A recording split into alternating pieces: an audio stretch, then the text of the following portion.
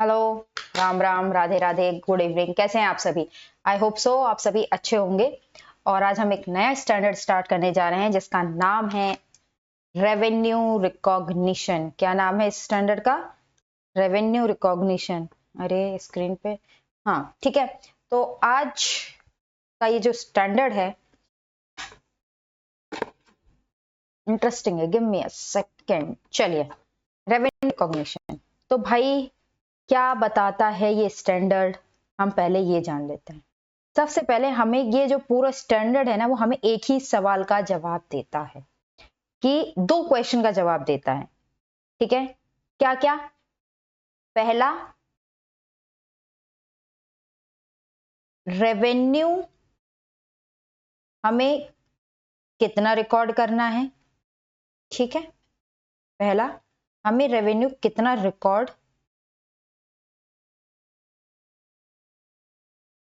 करना है, इसका जवाब देता है।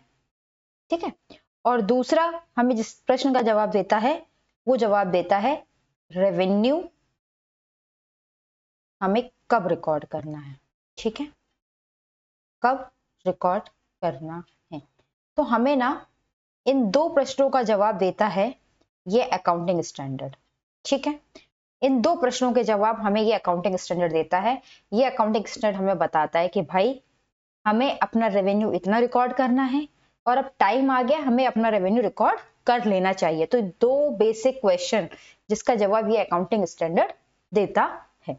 ठीक है, अब बात आती है कि ऐसा क्या प्रॉब्लम है रेवेन्यू रिकॉर्ड करने में। आप लोग कहोगे बहुत सिंपल सी बात है मैडम, कि अगर रेवेन्यू को रिकॉर्ड ही करना है तो मान लो बहुत इजी है, इसमें एक अकाउंटिंग स्टैंडर्ड बनाने की जरूरत ही क्यों पड़ी।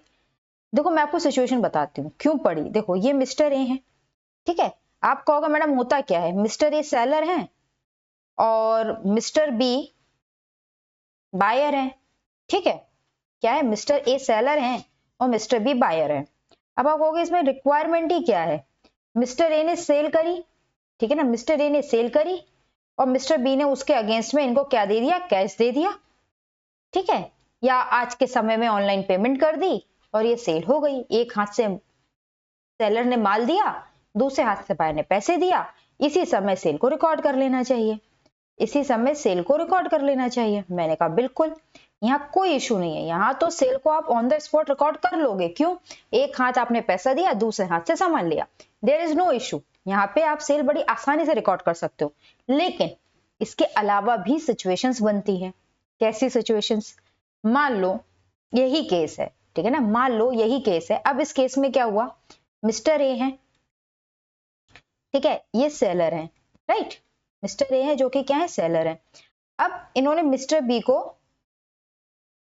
क्या दिया, मिस्टर बी को मान लो पैसे दे दिए, सॉरी पैसे के, मिस्टर बी को इन्होंने गुड्स ट्रांसफर कर दिया। क्या किया, गुड्स ट्रांसफर कर दिया। अब मिस्टर बी ने कहा कि इसके जो पैसे हैं, इसके जो पैसे हैं, ठीक है ना, इसके जो पैसे हैं मैं आपको मान लो 2 दिन बाद दूंगा, आफ्टर 2 डेज दूंगा। अब सवाल यहां आ जाता है कि भाई क्या मिस्टर ए को, अब क्वेश्चन यहां पे आता है, क्या सेल रिकॉर्ड करनी चाहिए, मतलब क्या सेल रिकॉर्ड करना चाहिए, सेल नहीं, यहाँ बोलो क्या रेवेन्यू रिकॉग्नाइज करना चाहिए। क्या सवाल आ गया कि भैया क्या रेवेन्यू रिकॉग्नाइज करना चाहिए, क्या रेवेन्यू रिकॉग्नाइज करना चाहिए। ठीक है, क्या रेवेन्यू रिकॉग्नाइज करना चाहिए। मान लो ये घटना जो हुई वो घटना हुई आज की, मान लो तारीख जो भी, मान लो घटना हुई 18/11/24 को। अब सवाल आता है क्या 18/11/24 को मिस्टर ए ने गुड्स टू ट्रांसफर कर दिए मिस्टर बी को, मिस्टर ए ने गुड्स टू ट्रांसफर कर दिए मिस्टर बी को, तो क्या वो रेवेन्यू भी रिकॉग्नाइज कर ले, जबकि मिस्टर बी की तरफ से पैसे नहीं आए हैं, वो 2 दिन बाद आएंगे। एक केस ये हो सकता है, क्या यहाँ रेवेन्यू रिकॉग्नाइज करना चाहिए। अब मैं कहूँ दूसरा केस ये भी बन सकता है। दूसरा केस क्या बन सकता है, दूसरा केस ये हो सकता है कि मिस्टर ए है, ठीक है, और ये मिस्टर बी हैं, ठीक, ये मिस्टर बी हैं। अब मिस्टर बी ने कहा एक काम करो, आप एडवांस रख लो 20,000 रुपए, ठीक है, मुझे आपसे एक फ्रिज लेना है। ठीक है, क्या लेना है, एक फ्रिज खरीदना है मिस्टर बी को। मान लो उस फ्रिज की जो कॉस्ट है वो 30,000 रुपए है। ठीक है, उस फ्रिज की जो कॉस्ट है वो कितनी है, वो 30,000 रुपए। 20,000 रुपए मिस्टर बी ने क्या किया, एडवांस दे दिया। अब मिस्टर ए ने कहा कि मैं आपको फ्रिज जो है, जो फ्रिज आपको मुझे देना है, डिलीवर करना है, वो मैं आपको डिलीवर करूंगा कब, 3 दिन बाद। ठीक है, 3 दिन बाद डिलीवर करूंगा। अब बात बताओ, मिस्टर बी ने 20,000 रुपए एडवांस तो दे दिए, लेकिन मिस्टर ए ने अभी तक गुड्स मिस्टर बी को ट्रांसफर नहीं करे मिस्टर ए ने। तो क्या मिस्टर ए रिकॉग्नाइज कर लें इस 20,000 को रेवेन्यू की तरह? क्या ये 20,000 रेवेन्यू है? क्या इसको बुक में रिकॉग्नाइज किया जा सकता है एज ए रेवेन्यू की तरह? इस तरह की बहुत सारी situation day to day life में अराइज होती हैं। ऐसी बहुत सारी situation day to day life में क्या होती हैं, अराइज होती हैं, जहां पर रेवेन्यू रिकॉग्निशन हमारी हेल्प करता है कि हमें रेवेन्यू को अभी रिकॉग्नाइज करना चाहिए या हमें अभी रेवेन्यू को रिकॉग्नाइज नहीं करना चाहिए, हमें अपनी बुक में रेवेन्यू को किस तरीके से दिखाना चाहिए। तो ये जो मैंने आपको ये एग्जांपल्स दिए, ये मैंने ये बताने के लिए दिए कि रेवेन्यू रिकॉग्निशन किस तरह के, जो अकाउंटिंग स्टैंडर्ड है, किस तरह की प्रॉब्लम को सॉल्व करने का काम करता है, इसका काम क्या है। आई होप सो ये आपको समझ में आ गया होगा। ठीक है, अब इसके बाद क्वेश्चन आता है कि रेवेन्यू रिकॉग्निशन का ये जो आपका अकाउंटिंग स्टैंडर्ड है, ठीक है ना, रेवेन्यू रिकॉग्निशन का ये जो अकाउंटिंग स्टैंडर्ड है, ये किस किस पे लगता है, ठीक है, कहाँ कहाँ लगता है रेवेन्यू रिकॉग्निशन का। रेवेन्यू रिकॉग्निशन का ये जो अकाउंटिंग स्टैंडर्ड है, ठीक है ना, रिकॉग्निशन का, ये कहाँ कहाँ लगता है, किस किस पे लगता है। देखो, रेवेन्यू रिकॉग्निशन का ये अकाउंटिंग स्टैंडर्ड लगता है आपका सेल ऑफ गुड्स पे, सेल ऑफ गुड्स पे, ठीक है, रेंडरिंग ऑफ सर्विसेज पे,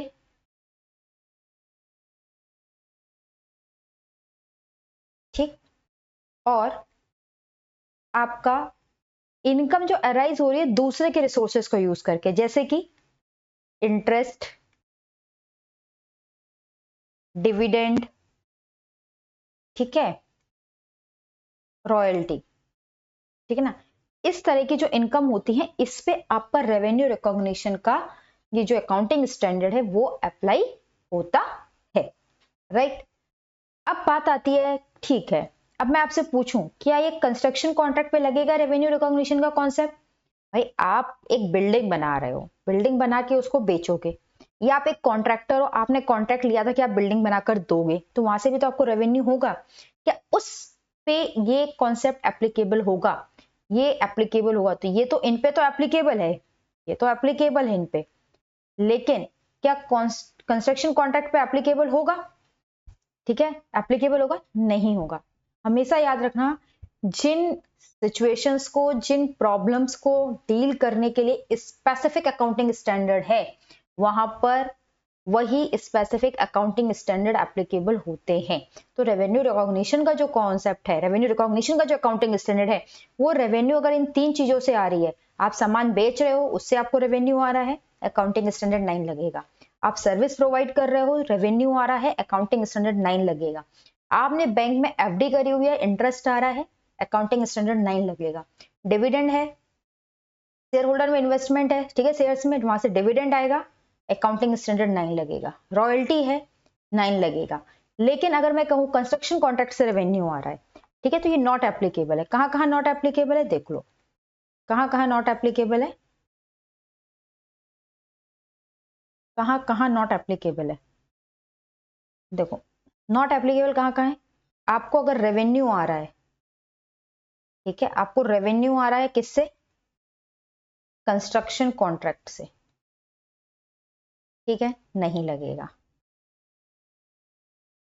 ठीक, दूसरा, आपको अगर रेवेन्यू आ रहा है, दूसरी अगर मैं बात करूं, गवर्नमेंट ग्रांट से कोई सब्सिडी मिली हुई है आपको, है ना, जैसे कि गवर्नमेंट ग्रांट आपको मिला हो, उसकी वजह से अगर आपको कोई रेवेन्यू हो रहा है, आपको लीज की वजह से कोई रेवेन्यू हो रहा है, तो ये अकाउंटिंग स्टैंडर्ड नहीं लगेगा। क्यों नहीं लगेगा, मैं बता देती हूँ। रीजन क्या है नहीं लगने का, देखो, रीजन ये है नहीं लगने का, रीजन ये है कि कंस्ट्रक्शन कॉन्ट्रैक्ट के लिए एक 7 स्पेसिफिक अकाउंटिंग स्टैंडर्ड है ना, गवर्नमेंट ग्रांट के लिए 12 एक स्पेसिफिक अकाउंटिंग स्टैंडर्ड है, लीज के लिए अकाउंटिंग स्टैंडर्ड 19 स्पेसिफिक है, तो इन सबसे जो रेवेन्यू आ रहा है इनसे डील करने के लिए स्पेसिफिक अकाउंटिंग स्टैंडर्ड है, इसलिए यहाँ पे रेवेन्यू रिकॉग्निशन का अकाउंटिंग स्टैंडर्ड नहीं लगता। राइट, चलिए आइए थोड़ा सा थ्योरी पार्ट भी देख लेते हैं।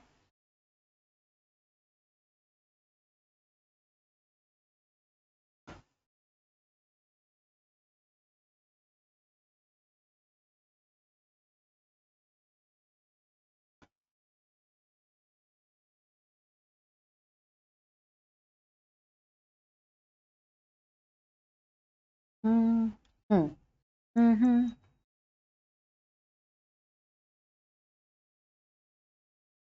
मैं बाकी के टैब्स बंद कर दूं क्योंकि ये दुखी करेंगे मुझे, मुझे पता है। देखो चलो जब तक इस पे पढ़ लेते हैं क्या लिखा है। ये इधर आ गया क्या?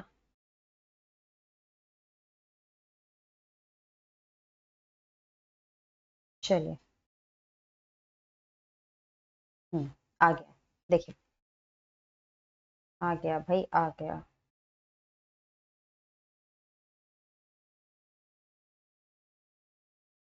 मैंने अभी तक जो पढ़ा उसका मैं थ्योरी आपको पढ़ा देती हूँ, क्या लिखा हुआ है थ्योरी में, ठीक है, ताकि आपको ये ना लगे कि भाई एक लय में पढ़ा गई मैडम। ठीक है, चलिए। तो ऑब्जेक्टिव क्या है इस स्टैंडर्ड का? अगर मैं ऑब्जेक्टिव की बात करूं, एड्रेस करता है हाउ एंटिटीज मस्ट, मस्ट है ये, recognise revenue with respect to amount, मैंने बताया था कितना रिकॉर्ड करना है, एंड टाइमिंग, कब रिकॉर्ड करना है, दो ही इशू से रिलेट करता है, अमाउंट और टाइमिंग। ठीक है, इन अ पर्टिकुलर अकाउंटिंग पीरियड, भैया हमें रेवेन्यू कैसे रिकॉग्नाइज करना है अमाउंट और टाइमिंग के रिस्पेक्ट में, ये अकाउंटिंग स्टैंडर्ड हमें बताता है। तो this standard is concern with recognition of revenue, किससे डील करता है? रिकॉग्निशन ऑफ रेवेन्यू से डील करता है। किससे डील करता है? रिकॉग्निशन ऑफ रेवेन्यू से। ठीक है, in the course of ordinary activities of enterprises, ordinary activities, sale कर रहे हो ऑर्डिनरी एक्टिविटी, अगर आप सर्विस एंटिटी हो सर्विस प्रोवाइड कर रहे हो ऑर्डिनरी एक्टिविटी। ठीक है, तो कहाँ कहाँ लगता है? मैंने आपको बताया सेल ऑफ गुड्स से अगर रेवेन्यू है अप्लाई होगा, रेंडरिंग ऑफ सर्विसेज से रेवेन्यू है अप्लाई होगा, या आप अदर एंटरप्राइज के रिसोर्सेज यूज कर रहे हो, जैसे कि क्या है, इंटरेस्ट, रॉयल्टी और डिविडेंड। अब इंटरेस्ट में क्या करते हो? इंटरेस्ट में क्या करते हो? अदर एंटरप्राइज रिसोर्सेज यील्डिंग ना, आप अपना पैसा बैंक में लगा देते हो, आपका पैसा दूसरा एंटरप्राइज यूज कर रहा है। ठीक है, क्योंकि वो आपका पैसा यूज कर रहा है इसलिए वो आपको इंटरेस्ट दे रहा है। डिविडेंड क्या है? कंपनी के आपने शेयर खरीदे तो अल्टीमेटली आप अपना पैसा कंपनी को दे रहे हो लगाने के लिए। ठीक है ना, तो कंपनी क्या कर रही है? आपका पैसा यूज करी, उसके बदले वो आपको डिविडेंड दे रही है। सिमिलर विद द रॉयल्टीज होता है। ठीक है, जहाँ पे पेटेंट या नो हाउ जब आप किसी का यूज करते हो तो कोई आपका जब पेटेंट या नो हाउ या किसी तरह की इंटेलेक्चुअल नॉलेज को जब यूज करता है तो आपको बदले में रॉयल्टी देता है। ठीक है, तो अगर ऐसा कुछ है तो इन सब चीजों पे ये स्टैंडर्ड अप्लाई होता है। कहाँ कहाँ नहीं लगता? देखो डज नॉट डील बताया है मैंने, कहाँ कहाँ नहीं लगता, और यहाँ पे लिस्ट थोड़ी ज्यादा लंबी भी दी हुई है। डज नॉट डील, ये अकाउंटिंग किस किस से डील नहीं करता? Construction contract special accounting standard 7 है। Hire purchase and lease agreement special accounting standard 19 है। Government grant and other similar subsidies accounting standard 12 है। ठीक है, या कोई insurance company arising from insurance contract, insurance contract को लेकर कोई स्पेशल अकाउंटिंग स्टैंडर्ड नहीं है, लेकिन वो स्पेशल एक्ट से गवर्न करेगा तो वहां पे भी अकाउंटिंग स्टैंडर्ड नहीं लगेगा। राइट, तो अगर ऐसी चीजों से आपके पास रेवेन्यू आ रहा है, अगर ऐसी जगहों से आपके पास रेवेन्यू आ रहा है तो वहां पर अकाउंटिंग स्टैंडर्ड 9 आप अप्लाई नहीं करोगे। ठीक है, अब हम आते हैं डेफिनेशन पे कि भैया रेवेन्यू की डेफिनेशन क्या है। एक बहुत सिंपल सी बात बताऊं, मैंने आपको अभी अभी बताया कि रेवेन्यू रिकॉग्निशन का स्टैंडर्ड कहाँ कहाँ अप्लाई होता है। ठीक है ना, सेल ऑफ गुड्स पे, रेंडिंग ऑफ सर्विसेज पे, इंटरेस्ट पे, डिविडेंड पे, रॉयल्टी पे, और मैं कहूँ यही डेफिनेशन भी है रेवेन्यू की। देखो क्या है रेवेन्यू, क्या है revenue? Is a gross inflow of cash, भैया बिजनेस में कितना कैश आएगा ग्रॉस में। ठीक है, कहां से आएगा? Receivables and other consideration arising in the course of ordinary activity of enterprise। Revenue क्या है? Gross inflow of cash, cash का बिजनेस में आना, रिसीवेबल्स का बिजनेस में आना या किसी अदर कंसिडरेशन का आना, तीन चीजों का आना है। अगर मैं यहाँ डेफिनेशन को तोड़ूं आपके लिए कि भाई ग्रॉस इनफ्लो क्या किस किस चीज का हो सकता है, तो देखो ग्रॉस इनफ्लो तीन चीजों का हो सकता है। वही है, अगर आप समझ पाओगे तो, अगर आप समझ पाओ तो वही है कैश, ठीक है, रिसीवेबल्स मैं पूरा नहीं लिख रही, एंड आपका अदर कंसिडरेशन, ठीक है, अदर कंसर्न। कैश कब आएगा भाई, कैश कब आएगा, कैश आएगा जब आप कैश सेल करोगे, ठीक है, आपने कैश सेल करी आपके पास आएगा। रिसीवेबल्स कब आएंगे, जब आप क्रेडिट सेल करोगे, ठीक है ना, जब आप क्रेडिट सेल करोगे।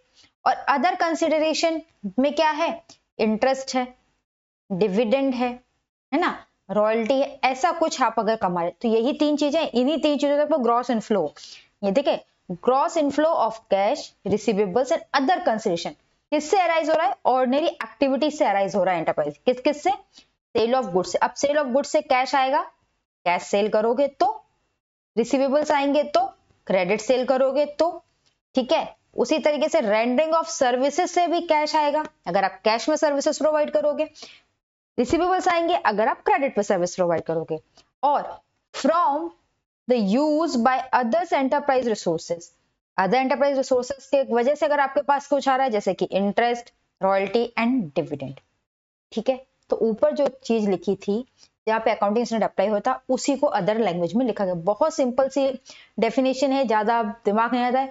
ग्रॉस इनफ्लो है तीन चीजों का, कैश का, रिसीवेबल्स का और अदर कंसिडरेशन का, जो क्यों क्यों आ रहे हैं, ऑर्डिनरी एक्टिविटीज की वजह से आ रहे हैं। ऑर्डिनरी एक्टिविटीज क्या है, sale of goods, rendering of services and from the use by others enterprise resources, ठीक है। आगे क्या लिखा है, revenue is measured by the charges, ठीक है। अगर मैं चाहती इसको ब्रेक कर देना था, मैंने किया नहीं है। रेवेन्यू को कैसे मेजर किया जाता है, charges made to customer or clients for goods supplied and services rendered to them by the charges and rewards arising from the use of resources by them, ठीक है।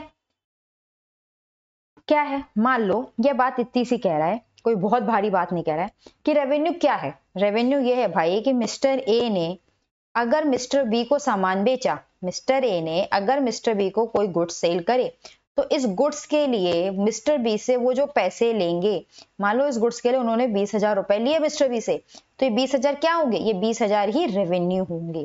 क्या होगा, ये 20,000 ही रेवेन्यू होगा। ये वही कह रहा है, रेवेन्यू इस क्या है, चार्जेस हैं जो हमने कस्टमर से लिए या क्लाइंट से लिए। कस्टमर हम यूज कर लेते हैं गुड्स के सेंस में, क्लाइंट्स को हम यूज कर लेते हैं जनरली सर्विस के सेंस में, ठीक है। देन या कोई चार्जेस या रिवॉर्ड अराइज हुआ हमें यूज ऑफ रिसोर्सेज के कारण, कि हमारे रिसोर्सेज को यूज किया गया, जैसे कि इंटरेस्ट, रॉयल्टी या डिविडेंड, ठीक है। ये बात कर रहा है। अगला पॉइंट क्या है, in an agency relationship the revenue is the amount of commission and not the gross inflow of cash, receivables और अदर कंसिडरेशन। अब ये बात कर रहा है एक और चीज की, एजेंसी की, ठीक है, एजेंसी की। अब आपको एक कंफ्यूजन हो सकता है, भाई क्या है, देखो मैं बताऊं क्या है, ठीक है। मान लो मिस्टर ए है, ठीक है, ये मिस्टर बी है, और फिर ये आगे कस्टमर है, ठीक है, कस्टमर है। मिस्टर ए ने क्या किया, मिस्टर ए ने मिस्टर ए कंसाइनर है, ठीक है ना, कंसाइनर है, मिस्टर बी कंसाइनी है। ये कंसाइनर कंसाइनी में लगता है या एजेंट प्रिंसिपल रिलेशनशिप में लगता है, ठीक है। मिस्टर ए ने गुड्स ट्रांसफर करे मिस्टर बी को, क्या किया, गुड्स ट्रांसफर करे मिस्टर बी को, ठीक है। अब मिस्टर बी इसको क्या करेंगे, आगे सेल करेंगे। अब मिस्टर बी जब इस गुड्स को आगे सेल करेंगे तो कस्टमर पैसे किसको देगा, मिस्टर बी को देगा। मान लो ये जो गुड्स सेल कर रहे थे वो कितने के थे, वो 10,000 के थे, तो कस्टमर ने 10,000 रुपए क्या दिए, मिस्टर बी को दिए। तो क्या ये 10,000 रुपए मिस्टर बी की सेल हुई, क्या मिस्टर बी का रेवेन्यू हुआ, नहीं हुआ। क्यों नहीं हुआ, वो इसलिए नहीं हुआ क्योंकि भाई मिस्टर बी क्या है, कंसाइनी, उसका काम ये है, वो क्या है, वो एक एजेंट की तरह है। वो क्या है, एक एजेंट की तरह है। वो मिस्टर ए से सामान उठाता है और उसके माल को बेचता है, ठीक है। मिस्टर ए से सामान लेता है और उसके माल को बेचता है। मिस्टर ए इज नथिंग, अगर सिंपल लैंग्वेज में बोलूं तो ये क्या है, ये प्रिंसिपल है, ठीक है ना, ये प्रिंसिपल है, प्रिंसिपल एजेंट रिलेशनशिप है। और ये क्या है, ये एजेंट है। इसका काम है मिस्टर ए के सामान को बेचना, तो इसके काम सिर्फ मिस्टर ए के सामान को बेचना है। सामान को बेच के जो ये ग्रॉस कैश मिला ना, इसको सामान को बेच के इसको ये जो ग्रॉस का कैश मिला ना, ये इसका रेवेन्यू नहीं है। अब क्योंकि इसने 10,000 का सामान बेचा, क्योंकि इसने 10,000 का सामान बेचा, तो मिस्टर ये कहेंगे कि भाई ये 10,000 का सामान जो तुमने बेचा है, इस पे तुम कमीशन ले लो, इस पे तुम क्या करो, तुम कमीशन ले लो, ठीक है, 10% का। ठीक है, मैं तुम्हें 10% का कमीशन दूंगा जितने पे तुम सामान बेचोगे। तो ये जो 10,000 रुपए है, इस पे जो 10% कमीशन मिलेगा, वो क्या होगा, वो मिस्टर बी का रेवेन्यू होगा। वो क्या होगा, मिस्टर बी का रेवेन्यू होगा। तो ये वही कहा गया in agency relationship, revenue is the amount of commission. Revenue क्या होता है, कमीशन का अमाउंट होता है, ना कि gross inflow of cash, receivables या अदर कंसिडरेशन। ठीक है, आई होप आपको रेवेन्यू की डेफिनेशन क्लियर हो गई होगी। ठीक है, आई होप आपको रेवेन्यू की डेफिनेशन क्लियर हो गई होगी। अगर एग्जाम में रेवेन्यू की डेफिनेशन आए तो आप यहां तक क्लोज कर सकते हो, बट क्योंकि आपको 150 वर्ड्स में देना है आंसर, तो आपको पूरा ही लिखना पड़ सकता है, याद रखना। ठीक है, चलिए, तो रेवेन्यू समझ में आ गया, व्हाट इज द रेवेन्यू। ठीक है, अब बात आती है what is not included in revenue. हमने ये देखा कि रेवेन्यू का जो अकाउंटिंग स्टैंडर्ड है वो किन किन पे लगता है, हमने रेवेन्यू की डेफिनेशन समझ ली, हमने ये देख लिया कि अकाउंटिंग स्टैंडर्ड किस किस पे नहीं लगता है। अब बहुत सारी चीजें ऐसी भी हैं, बहुत सारी चीजें ऐसी भी हैं, ठीक है, जहां पे ये स्टैंडर्ड नहीं लगता, जहां पर ये अकाउंटिंग स्टैंडर्ड नहीं लगता। ठीक है, वो रेवेन्यू है, गेन है, लेकिन वहां पे अकाउंटिंग स्टैंडर्ड्स नहीं लगता। अब जैसे कि वो सिचुएशंस कौन कौन सी है, तो आओ देखते हैं। देखो, ये दो चीजें डिफरेंट हैं, कंफ्यूजन मत हो जाना, एग्जाम में ऐसा मत करना कि क्वेश्चन कुछ पूछे और आप कुछ और लगा दो। जैसे कि पहला जो मैंने आपको बताया था कि कंस्ट्रक्शन कॉन्ट्रैक्ट में नहीं लगता, हायर परचेज में लगता है, लीज एग्रीमेंट में नहीं लगता, ये लगता, ये क्या है, तो this standard does not deal with the following aspect of revenue recognition. इनके एस्पेक्ट्स पे ये स्टैंडर्ड अप्लाई नहीं होता। लेकिन ये जो चीजें मैं बता रही हूँ ना, ये जो चीजें बता रही हूँ, ये रेवेन्यू की डेफिनेशन में इंक्लूड नहीं है, ये रेवेन्यू की डेफिनेशन में इंक्लूड नहीं है। देखो डिफरेंस फिर समझने की कोशिश करो भाई। कंस्ट्रक्शन कॉन्ट्रैक्ट किसी की ऑपरेटिंग एक्टिविटी हो सकती है, ठीक है, डिफरेंस समझने की कोशिश करना। आपको एक कंफ्यूजन यहाँ पे हो सकता है और आपको होगी दोनों में डिफरेंस क्या है और हम क्यों दोनों को नहीं मिला सकते। दोनों को नहीं मिला सकते उसका रीजन बता रही हूँ, ठीक है, दोनों को नहीं मिला सकते उसका रीजन बता रही हूँ।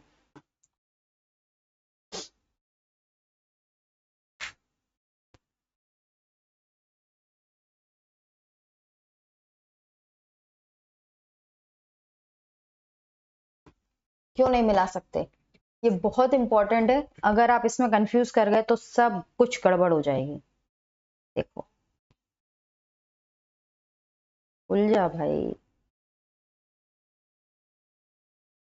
इतनी फाइल खोलेगा।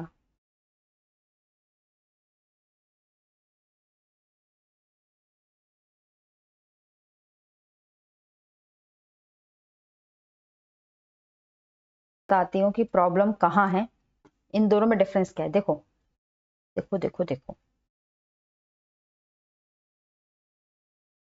मिस्टर ए एक कॉन्ट्रैक्टर है, कल ही आप कंस्ट्रक्शन कॉन्ट्रैक्ट पढ़ के आए हो, ठीक है, कॉन्ट्रैक्टर है। अब बेसिकली अगर मैं बात करूं, ये मिस्टर बी को बिल्डिंग बना के देंगे, ठीक है, मिस्टर बी को बिल्डिंग बनाकर देंगे।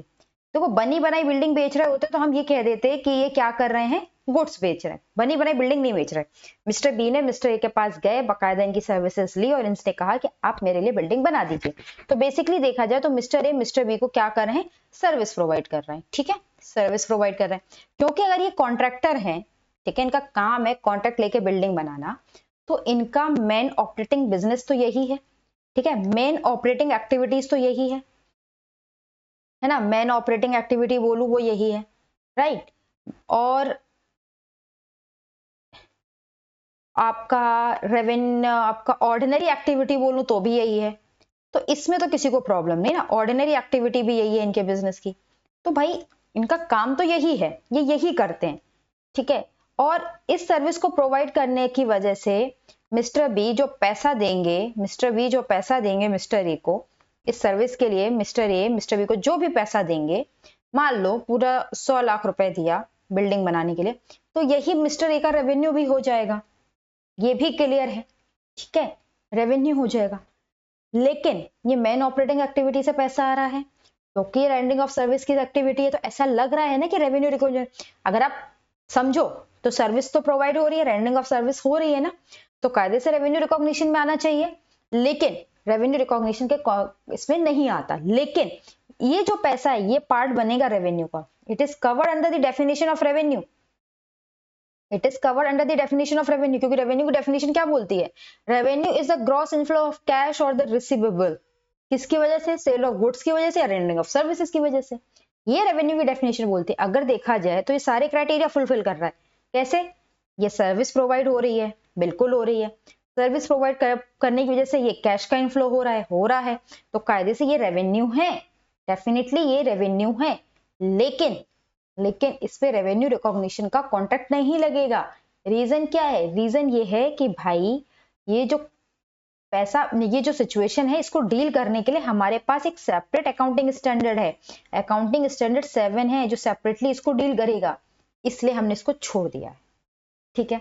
But this is covered under the definition of revenue. यही सेम चीजें होती हैं आपके हायर परचेज के केस में, वो रेवेन्यू में कवर होता है, पार्ट ऑफ सर्विस या part of sale of goods भी बनता है, लेकिन उसके लिए स्पेशल अकाउंटिंग स्टैंडर्ड है। तो ये सारी चीजें, लेकिन ये जो नीचे के आइटम्स दिए गए हैं, जो 5 आइटम मैं आपके साथ अभी डील करने वाली हूं, ये आपके रेवेन्यू का हिस्सा नहीं होते। आप इसको यूपर टॉप लाइन में जब आप देखो बैलेंस शीट बनाओगे ना, पेनल बनाओगे, अगर आप प्रॉफिट एंड लॉस स्टेटमेंट बनाते हो तो उसमें सबसे पहले या तो आप सेल लिखते हो या वर्ड यूज करते हो क्या, रेवेन्यू, है ना, ये यूज करते हो ना, सेल या रेवेन्यू। तो भैया इस सेल और रेवेन्यू में ये जो 5 आइटम है ना, ये 5 आइटम से जो भी आपको होगा ये इंक्लूड नहीं होते, ये इसमें इंक्लूड नहीं होते, ठीक है। तो ये यहां से आपको जो भी बेनिफिट होगा, जो गेन होगा या जो लॉस होगा या प्रॉफिट होगा, उसको आप रेवेन्यू का पार्ट नहीं बनाते, उसको आप अदर इनकम में कहीं दिखाते हो, ठीक है, अदर इनकम में कहीं दिखा देते हो। चलिए, तो इसी को हम देखेंगे कि भाई क्या क्या चीजें रेवेन्यू का पार्ट नहीं बनती, ठीक है, क्या क्या चीजें रेवेन्यू का पार्ट नहीं बनती। चलो देखते हैं क्या क्या चीजें रेवेन्यू का पार्ट नहीं बनती। आ जाओ, पहले मैं इसको थोड़ा सा हटा दूं। हाँ,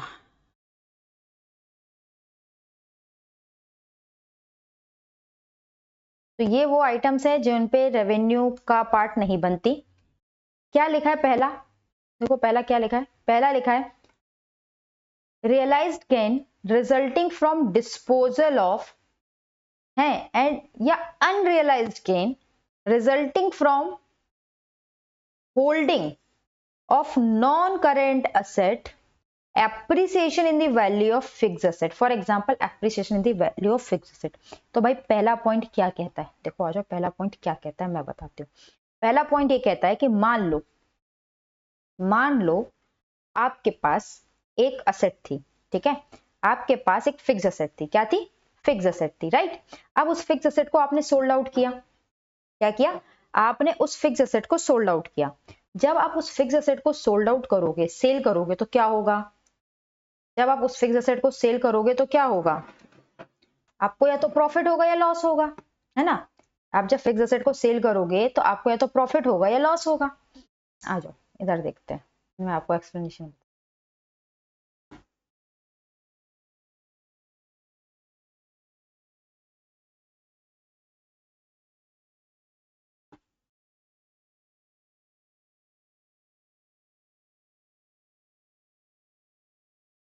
मैंने पूरा ये इसमें कर दिया।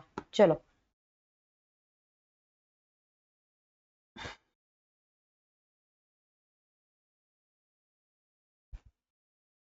बड़ा परेशान कर रहा है यार। देखो क्या कह रहा है, realised gains resulting from disposal of और unrealised gain resulting from holding of non current asset. या तो आपको रियलाइज्ड गेन हो रहा है डिस्पोज ऑफ करने पे, या कोई अनरियलाइज्ड गेन हो रहा है क्योंकि आपने उसको होल्ड करके रखा हुआ है। तो पहले बात करते हैं रियलाइज्ड गेन की। रियलाइज्ड गेन क्या होता है, रियलाइज्ड गेन क्या है, रियलाइज्ड गेन क्या है, देखो आपके पास एक असेट थी, ठीक है, आपके पास एक असेट थी जिसकी जो बुक वैल्यू थी, है ना, वो बुक वैल्यू कितने की थी, 1 लाख रुपए की थी। ठीक, उसको आपने सेल कर दिया कितने पे, 1,05,000 पे। ठीक है, तो ये 5,000 का आपको क्या हुआ, गेन हुआ। ये 5,000 का आपको क्या हुआ, गेन हुआ ना। ये आपको रियलाइज हुआ क्योंकि कैश रिसीव होगा, भाई आपने सेल करी है तो आपके पास पैसा आएगा, राइट। अब मैं बात करती हूँ अनरियलाइज्ड गेन की। अब मैं बात करती हूँ अनरियलाइज्ड गेन की। अनरियलाइज्ड गेन क्या है, सिमिलरली मान लो आपके पास एक लैंड है, ठीक है, वो लैंड को आपने खरीदा था 10 करोड़ में। ठीक, आज की डेट में उस लैंड की फेयर वैल्यू जो है वो हो गई 12 करोड़। कितनी हो गई, 12 करोड़। ठीक है, तो आपको कितने का गेन हो गया, ये गेन जो हुआ आपको 2 करोड़ का हुआ। लेकिन क्या बताओ, 2 करोड़ आपकी जेब में आए, नहीं आए ना। ये अनरियलाइज्ड गेन है। ये आपको इसलिए हुआ क्योंकि आपने वो असेट अपनी बुक में रखी हुई है, राइट, क्योंकि आपने वो असेट अपनी बुक में रखी हुई है, इसकी वजह से आपको ये गेन हुआ। ठीक है, इसलिए इसकी वजह से आपको ये गेन हुआ। तो भैया ये आपके रेवेन्यू का पार्ट नहीं है, क्योंकि असेट को बेचना या असेट को होल्ड करके उससे प्रॉफिट कमाना, ये आपके बिजनेस का पार्ट नहीं है, है ना। ठीक है, चलिए आगे बढ़ते हैं। आगे क्या है, आपको कोई अनरियलाइज्ड होल्डिंग गेन हो रहा है resulting from the change in the value of current asset, natural increase in herds, agriculture and forest product. आपको कोई गेन हो रहा है, मतलब आपके पास कोई करंट एसेट थी, उसकी वैल्यू बढ़ी। मान लो आपके पास इन्वेंट्री थी, ठीक है, सेकंड, ये पहला पॉइंट। ये दूसरा पॉइंट क्या है, आपके पास इन्वेंट्री थी, ठीक है भाई, बहुत सीधा सा एग्जांपल है।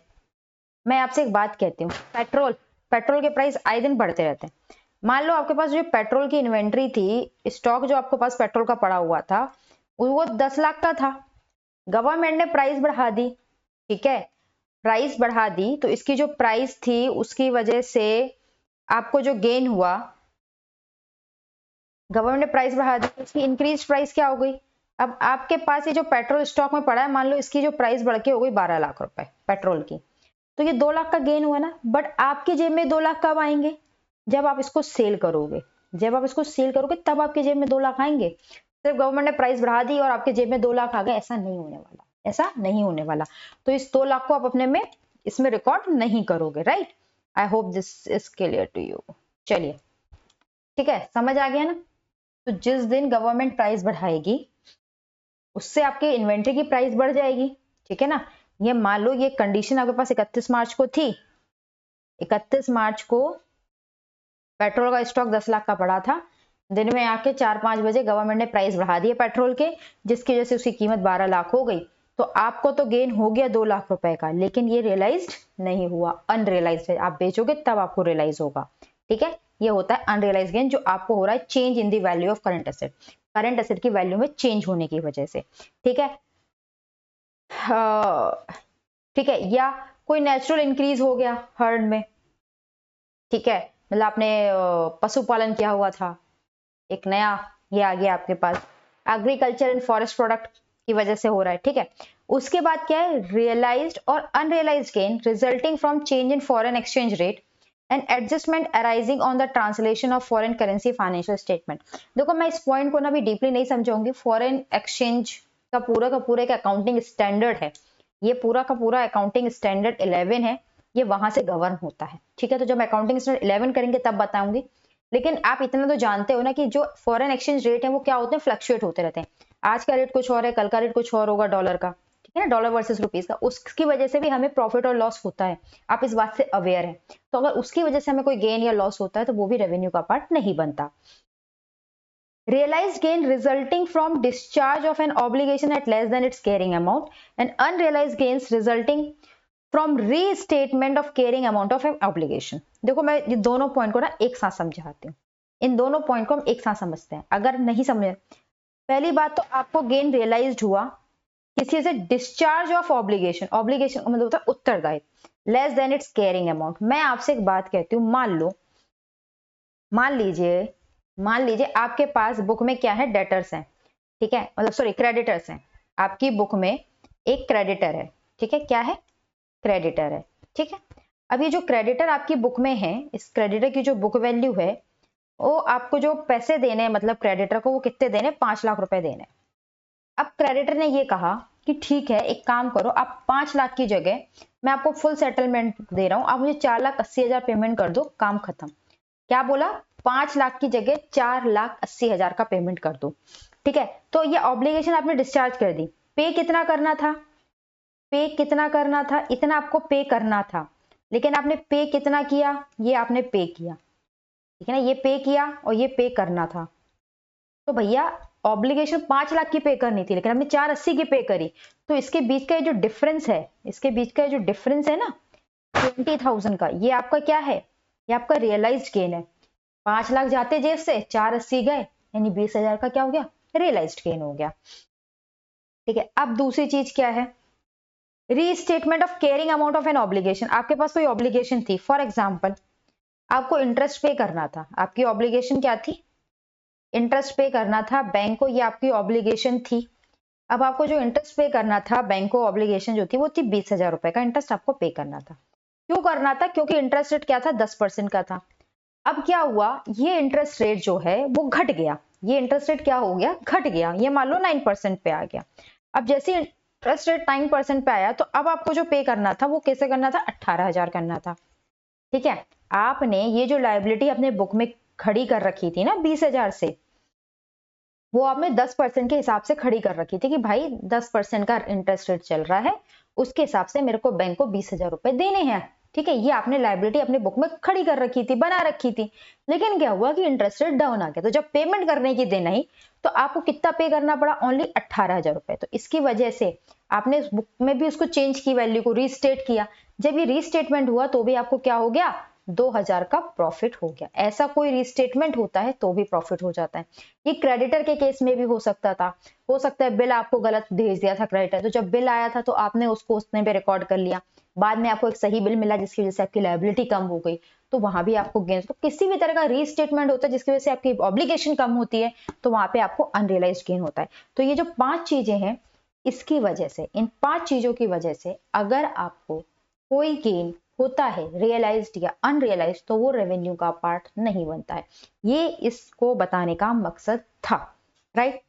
चलिए, अब बहुत सारी बातें हो गई, बहुत मैंने आपको, अगर मैंने अभी तक मैं आपसे बात करूं तो मैंने आपको क्या क्या चीजें बता दी। मैंने आपको बता दिया अकाउंटिंग स्टैंडर्ड की एप्लीकेबिलिटी कहां कहां लगता है, sale of goods, rendering of services, interest, dividend and royalty जैसी और भी चीजों पे।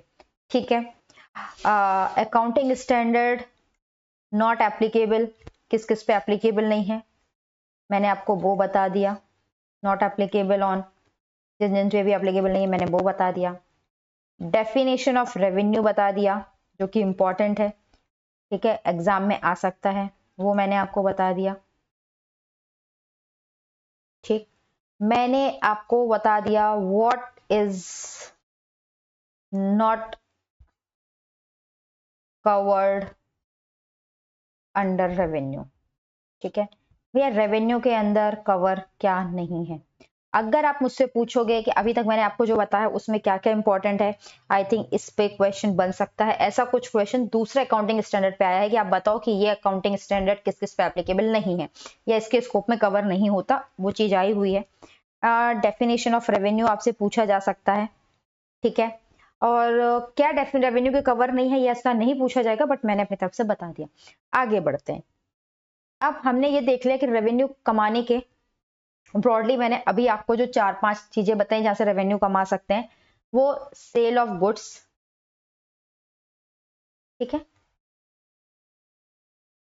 Rendering of services, interest and interest, royalty, dividend. तो हम एक एक करके डिस्कस करते हैं। भैया सेल ऑफ गुड्स के केस में हम रेवेन्यू कब रिकॉर्ड करेंगे, ठीक है, सेल ऑफ गुड्स के केस में हम रेवेन्यू कब रिकॉर्ड करेंगे, आइए कब करेंगे रिकॉर्ड।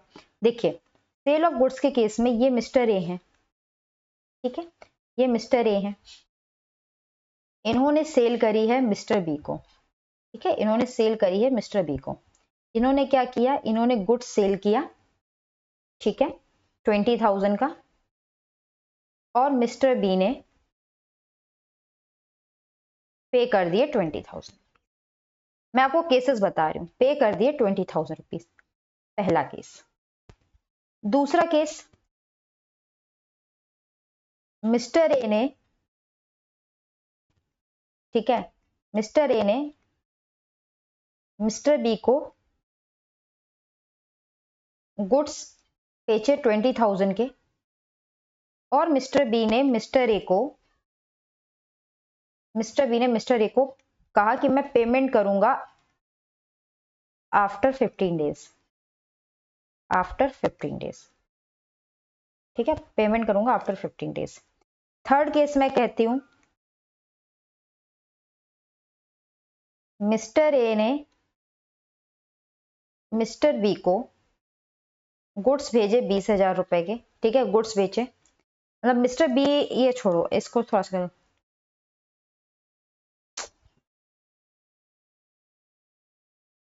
हाँ, मिस्टर बी ने मिस्टर ए को क्या किया, पेमेंट कर दी, 20,000 रुपए पे कर दिए, ठीक है। गुड्स जो है वो ट्रांसफर करेंगे आफ्टर 3 डेज। ये 3 कंडीशन है। अब कौन सी कंडीशन में आप कब जाके रेवेन्यू को रिकॉर्ड करोगे, ठीक है, कौन सी केस में आप रेवेन्यू को रिकॉर्ड करोगे, ठीक है। तो पहला केस क्या है, मान लो ये भी ट्रांजेक्शन, ये जो सारी ट्रांजेक्शन है ना 18/11 को रखी है, ये भी 18/11 को हुई है, ये ट्रांजेक्शन भी 18/11 में हुई है, और ये ट्रांजेक्शन भी 18/11 पे हुई है। अब बात आती है कि आप कब रिकॉर्ड करोगे, ठीक है, क्या करोगे आप, कब रिकॉर्ड करोगे। देखो कब रिकॉर्ड करोगे, अगर मैं इसकी बात करूं तो यहां पे देखो कंडीशन देखना, गुड्स ट्रांसफर, आप कहोगे यस।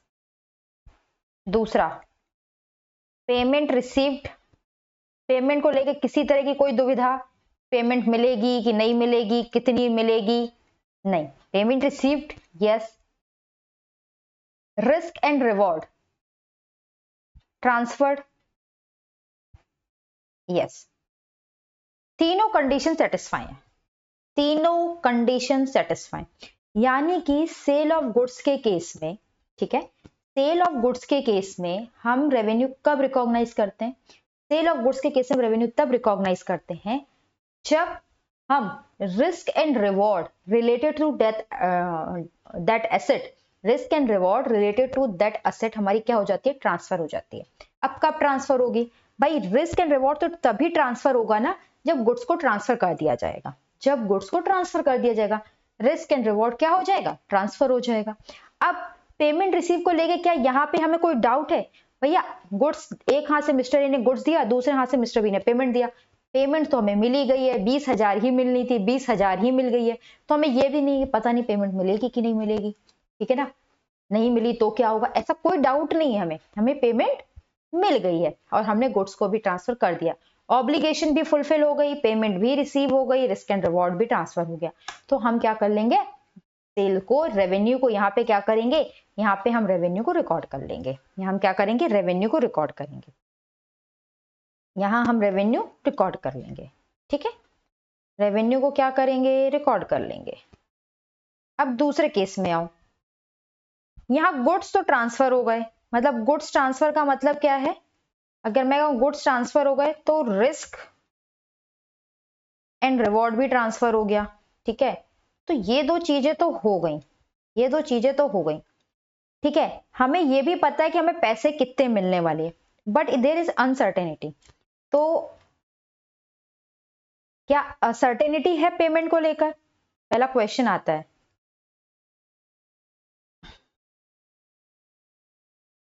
सर्टेनिटी है क्या पेमेंट को लेकर, ठीक है, पेमेंट सर्टेनिटी है क्या, और है तो कितनी है, पेमेंट सर्टेनिटी कितनी है,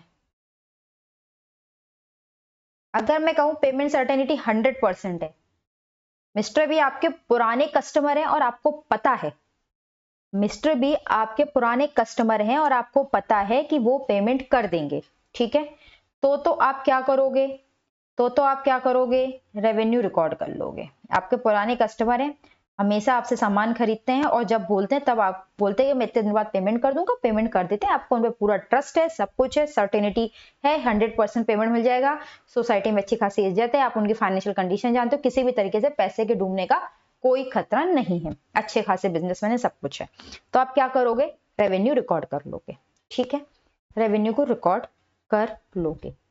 अब मैं कहूं कि भाई दूसरी कंडीशन में कहती, अगर इसी में मैं कहती, अगर मैं इसी में आपसे कहती, क्या कहती, देखो इसी में मैं अगर आपसे कहूं कि भाई रिस्क एंड रिवॉर्ड तो आपने ट्रांसफर कर दिया, मान लो मैं एक और कहती, ठीक है, रिस्क और रिवॉर्ड ये तो ट्रांसफर हो गया, ट्रू है, लेकिन जो पेमेंट को लेके सर्टेनिटी है, पेमेंट सर्टेनिटी की जो बात है ना, पेमेंट सर्टेनिटी की अगर मैं बात करूं भाई, तो पेमेंट की सर्टेनिटी नहीं है, देयर इज अ 50% चांस, क्योंकि अभी अभी मार्केट में ऐसी न्यूज चल रही है कि मिस्टर बी की जो फाइनेंशियल कंडीशंस है वो कुछ अच्छी नहीं है, या उनका धंधा अच्छा नहीं चल रहा है, क्योंकि लेकिन मेरे वो पुराने कस्टमर थे, मेरा एक अच्छा रिलेशन था, मुझे कस्टमर नहीं तोड़ना था, तो मैंने उनको भले गुड्स बेच दिए, ऐसा होता है, उनका भी मार्केट में है कि भाई थोड़ा डाउट है, पता नहीं पैसा 15 दिन बाद मिलेगा नहीं मिलेगा, यहाँ अनसर्टेनिटी है पेमेंट को लेकर, पेमेंट या कंसिडरेशन रिसीव होगा या नहीं होगा, रिलायबिलिटी नहीं है, तो यहाँ पे आप रेवेन्यू को रिकॉर्ड नहीं करोगे,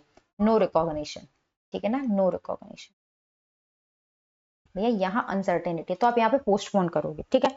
अगला कंडीशन क्या है भैया कि मिस्टर ए ने गुड्स ट्रांसफर नहीं किए, 3 दिन बाद गुड्स ट्रांसफर करेंगे, क्या बोला, मिस्टर ए ने अभी गुड्स ट्रांसफर नहीं करे, 3 दिन बाद गुड्स ट्रांसफर करेंगे मिस्टर बी को, तो क्या अभी हम इसको बुक में रिकॉर्ड करें, क्या हम रेवेन्यू रिकॉर्ड करें, देखो तो रिस्क एंड रिवॉर्ड ट्रांसफर हुआ है क्या भाई, रिस्क एंड रिवॉर्ड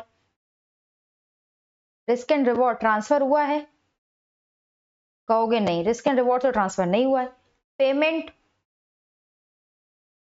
रिसीव हो गई है, उसको लेके कोई दुविधा नहीं, वो तो एडवांस ही आ गई है, उसको लेके तो कोई दुविधा नहीं, पेमेंट रिसीव्ड, यस, तो क्या रेवेन्यू रिकॉर्ड कर लेंगे, नहीं, क्योंकि रिस्क एंड रिवॉर्ड ट्रांसफर नहीं हुआ, नहीं करेंगे। यानी एक चीज आपके समझ में आ गई, रिस्क एंड रिवॉर्ड ट्रांसफर हो जाना चाहिए, पेमेंट को लेके कोई भी दुविधा नहीं होनी चाहिए, तभी जाके हम अपना रेवेन्यू रिकॉर्ड करेंगे, ठीक है, तभी जाके हम अपना रेवेन्यू रिकॉर्ड करेंगे, इतनी सी बात तो आपको समझ आ गई ना। चलिए आइए हम देखते हैं थ्योरी में क्या कंडीशन बताई है सेल ऑफ गुड्स को रिकॉर्ड करने, आई होप सो ये खुल जाए।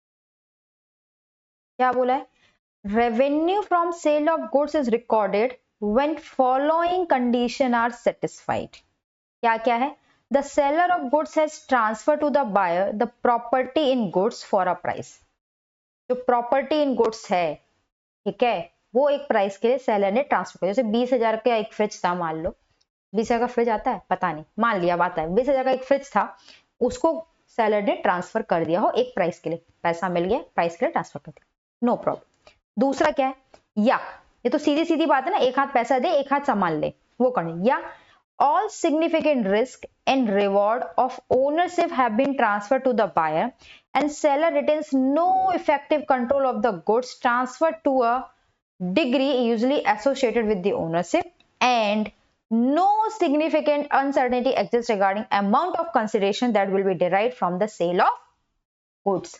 दो कंडीशन है यहाँ पे, याद रखना, यहाँ पे जो वर्ड लगा है ना एंड, यहाँ पे जो वर्ड लगा है ना, ये क्या लगा है, ये एंड लगा है, एंड का मतलब होता है कि भैया ये कंडीशन भी सेटिस्फाई हो, ये भी, significant risk and reward of ownership क्या कर दी गई हो, ट्रांसफर कर दी गई हो, यानी कि गुड्स को ट्रांसफर कर दिया गया हो, उससे रिलेटेड कोई भी चीज सेलर के ओनरशिप में नहीं होनी चाहिए टू द बायर, और सेलर का कोई इफेक्टिव कंट्रोल नहीं होना चाहिए गुड्स ट्रांसफर पे, ठीक है, जो कि एसोसिएट करता है ओनरशिप के साथ।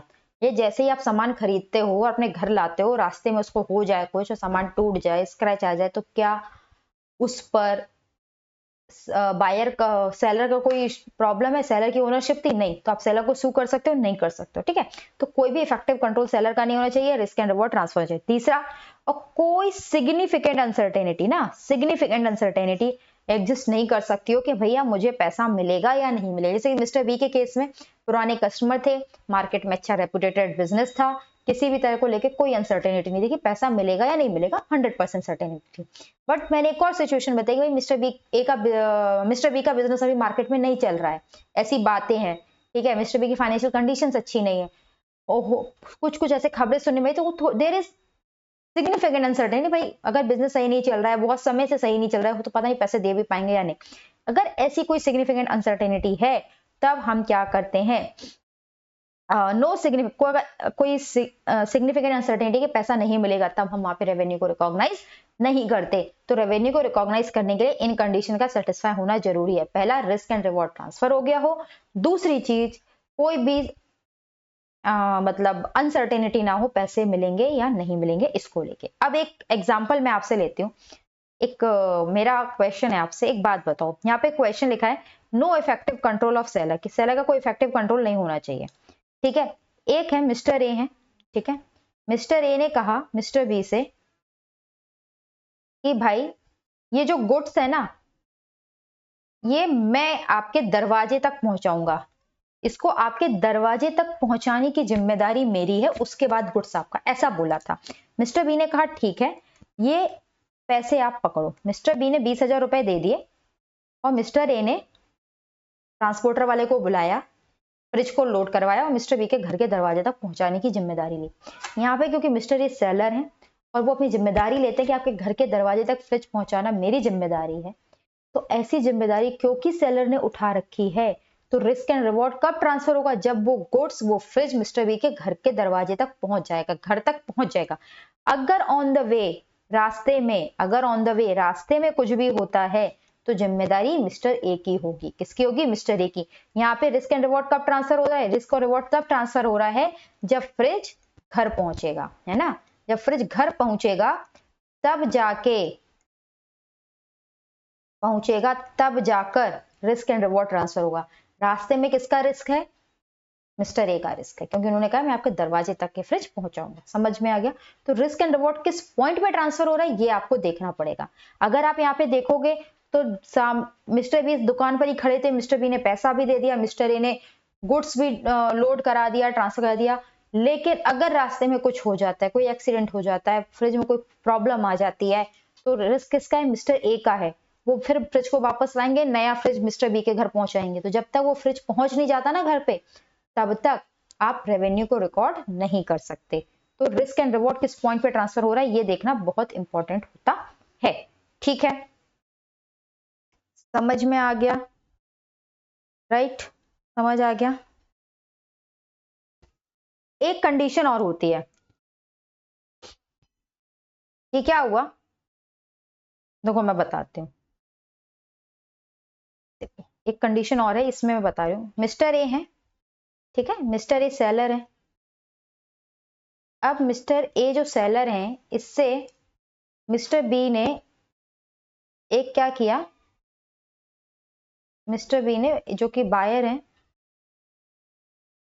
एक टीवी परचेज किया, ठीक है, और ये बोला कि एक काम करो कि टीवी का जो पैसा है वो भी दे दिया। क्या किया? टीवी का पैसा भी दे दिया। मान लो ये जो टीवी थी 40,000 की टीवी थी, मिस्टर बी ने टीवी का पैसा भी दे दिया, लेकिन मिस्टर बी ने कहा एक काम करिए, कुछ दिन तक ये टीवी आप अपने पास रखिएगा, ठीक है। आप ये टीवी, जैसे कि होता है ना कि हम सब कुछ कराते हैं, हम पैसा दे आते हैं, गुड्स पसंद कराते हैं, कहते हैं कि भाई आप मान लो पर्टिकुलर किसी स्पेसिफिक डेट को ये सामान हमारे घर पहुंचा देना, बोलते हैं ना। क्यों बोलते हैं? मान लेते हैं कि वो डेट ऑस्पिशियस डे होगा, बहुत से लोग होते हैं कहते हैं हमने सामान खरीदा, धनतेरस को हमारे घर पहुंचा देना, ठीक है, किसी स्पेसिफिक डेट पे आप मुझे इसको डिलीवर कर देना। ऐसा हम कई बार सेलर को बोल देते हैं, है ना, बोलते हैं ना कि भाई इसको आप पर्टिकुलर डेट पे डिलीवर कर देना। सेम मिस्टर बी ने कहा कि आप, मैंने टीवी पसंद कर ली, पैसा दे दिया, आप इस गुड्स को कुछ दिन अपने पास रखो और 3 दिन बाद, 4 दिन बाद, 5 दिन बाद आप इसको मेरे घर पे डिलीवर कर देना। मिस्टर ए ने कहा ठीक है। अब बात आती है कि भाई इस केस में रिस्क एंड रिवॉर्ड किसका है? पहली चीज तो, ठीक है, इस केस में रिस्क एंड रिवॉर्ड किसका है? पहली चीज तो देखो, इस केस में ना रिस्क एंड रिवॉर्ड बायर का माना जाएगा। सेलर ने कहा ठीक है मैं रखूंगा, बट मेरी जिम्मेदारी, सेलर ने क्लियर कर दिया मेरी जिम्मेदारी अब नहीं है, आपकी जिम्मेदारी है, ठीक है। तो ऐसी केस में माना जाता है कि भाई रिस्क एंड रिवॉर्ड ट्रांसफर हो चुका है, पहली बात, क्योंकि बायर ने ऐसी कोई आपसे कमिटमेंट नहीं करी है कि टीवी आपके घर तक पहुंचाने तक मेरी जिम्मेदारी है। ऐसी बायर, ऐसी सेलर की कोई कमिटमेंट नहीं है ना, सेलर की कोई कमिटमेंट नहीं, टीवी आपके घर तक पहुंचाते तक, दीवार में लगाते तक मेरी जिम्मेदारी है, इंस्टॉल करते तक मेरी, ऐसा सेलर ने कोई कमिटमेंट नहीं करी है, ठीक है। ये तो बायर की रिक्वेस्ट है कि आप रख लो, ठीक है, कुछ दिनों तक रख लो। तो अब बायर की रिक्वेस्ट पे अगर सेलर ने सामान को अपने पास रखा हुआ है, तो इस केस में हम ये मानते हैं कि रिस्क एंड रिवॉर्ड तो ट्रांसफर हो चुका है, ठीक है, रिस्क एंड रिवॉर्ड ट्रांसफर हो चुका है, ठीक है। ऐसा हम मानते हैं, तो सेलर क्या करेगा? रेवेन्यू को क्या कर लेगा? रिकॉग्नाइज कर लेगा, ठीक है। सेलर क्या करेगा, रेवेन्यू को रिकॉग्नाइज कर लेगा। ठीक है, तो इसमें क्या माना जाएगा, ये बायर की रिक्वेस्ट पे रखा हुआ है ना, बायर की रिक्वेस्ट पे रखा हुआ है, तो क्या करेगा वो, मिस्टर ए क्या करेंगे, रेवेन्यू को रिकॉग्नाइज कर लेंगे। अब देखो क्या लिखा है, द बायर वे purchase goods and request seller to hold the goods on his behalf for some reason. ठीक है, in such cases risk and reward associated with ownership seem have been transferred to the buyer and sale should be considered as complete even if physical possession of goods is with the seller।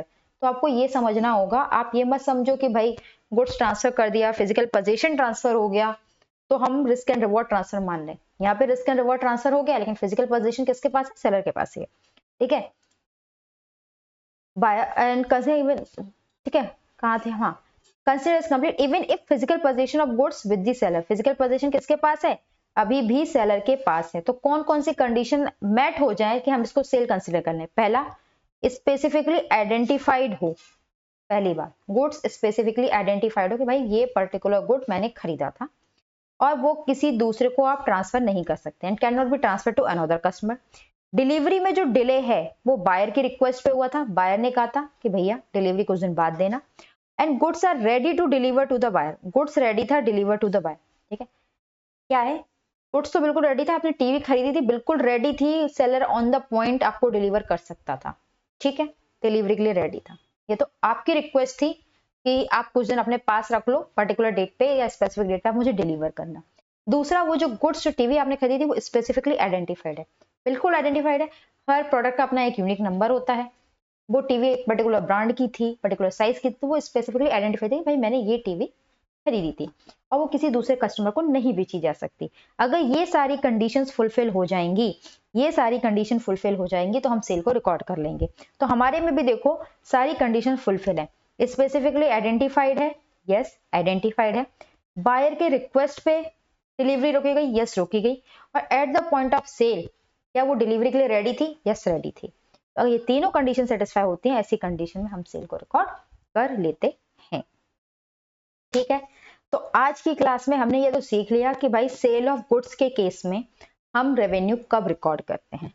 कल हम बाकी सारे cases को cover करेंगे कि भाई service के case में हम रेवेन्यू को कब रिकॉर्ड करेंगे, इंटरेस्ट है, रॉयल्टी है, डिविडेंड है, और भी जितनी चीजें उनके केसेस में हम कब रिकॉर्ड करेंगे।